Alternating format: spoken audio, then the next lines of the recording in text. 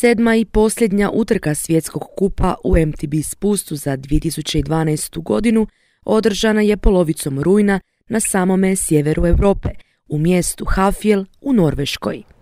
Finalna utrka potvrdila je ukupne pobjednike svjetskog kupa za 2012.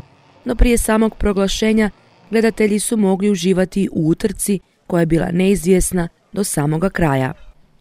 Na startnom prostoru za vrijeme ženske utrke bilo je prilično svježe i natjecatelji su smišljali razne načine za zagrijavanje. Tek ustoličena svjetska prvakinja francuskinja Morgane Charre startala je među posljednjima i očekivala je da će utrku završiti na postolju. Bijela majica s duginim bojama označava je kao aktualnu svjetsku prvakinju. U cilju je zauzela vodeću poziciju s gotovo 2 sekunde prednosti.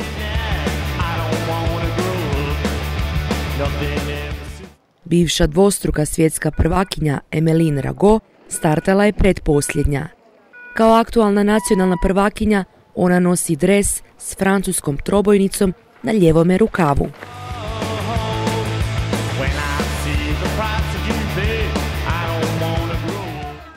U cilju je bila brža od svoje sunarodnjakinje za čak 6,5 sekundi.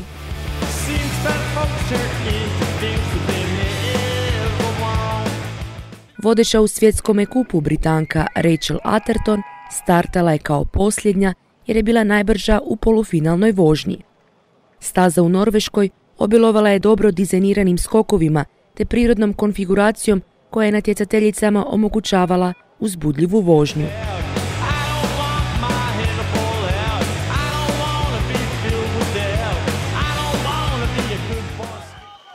Također aktualna nacionalna prvakinja Atherton nosi oznaku Union Jacka na ljevome rukavu.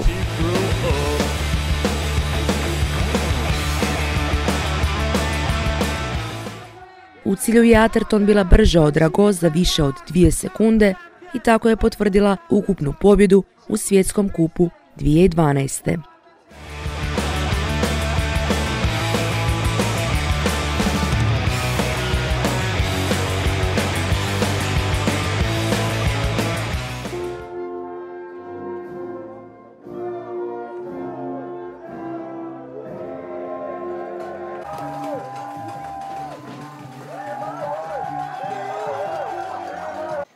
Sretni smo jer je utrka završila. Staza je bila teška, puna izazova i fizički zahtjevna.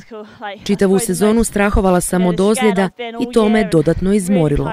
Danas je staza bila sjajna i zbilja sam sretna.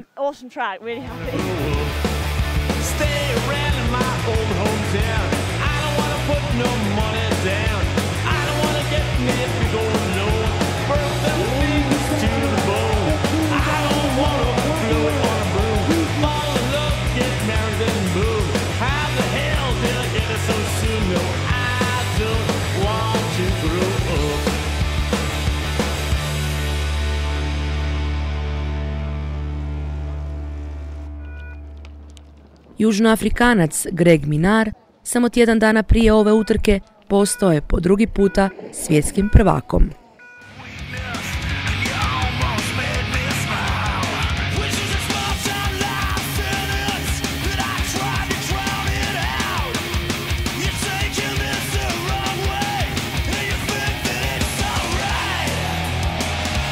Staza prepuna kamenja i korijenja predstavljala je pravi izazov i najboljim natjecateljima.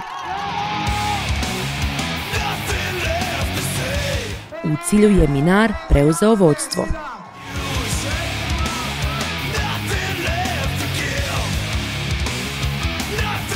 Novozelanđanin George Branigan po prvi puta je zaslužio priliku boriti se za mjesto na postolju utrke svjetskog kupa.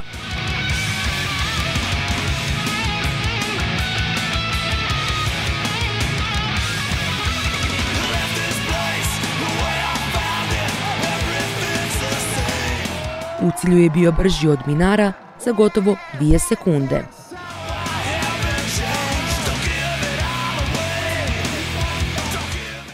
Kanađanin Steve Smith dobio je priliku da po prvi puta zauzme najviše mjesto na postolju svjetskog kupa nakon što mu je ono izmaklo 2 mjeseca ranije u Windhamu u Sjedinjenim Državama.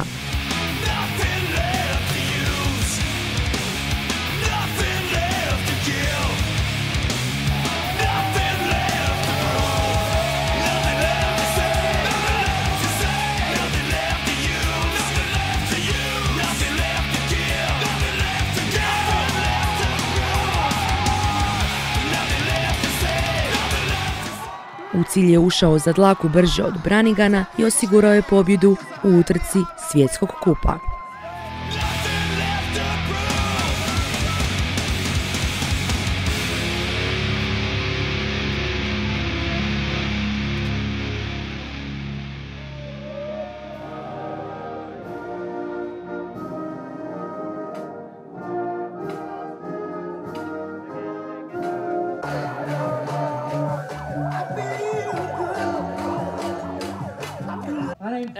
Doista sam sretan.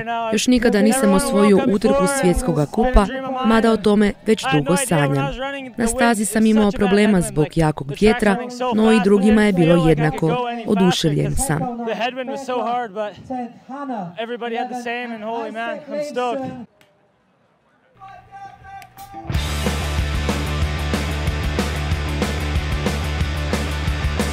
Osjećaj je sjajan, mada se nažalost nisam mogao utrkivati tijekom ovog vikenda. Za mnom je sjajna godina i ne mogu se žaliti. Čestitam Steveu i drago mi je da je pobjedio.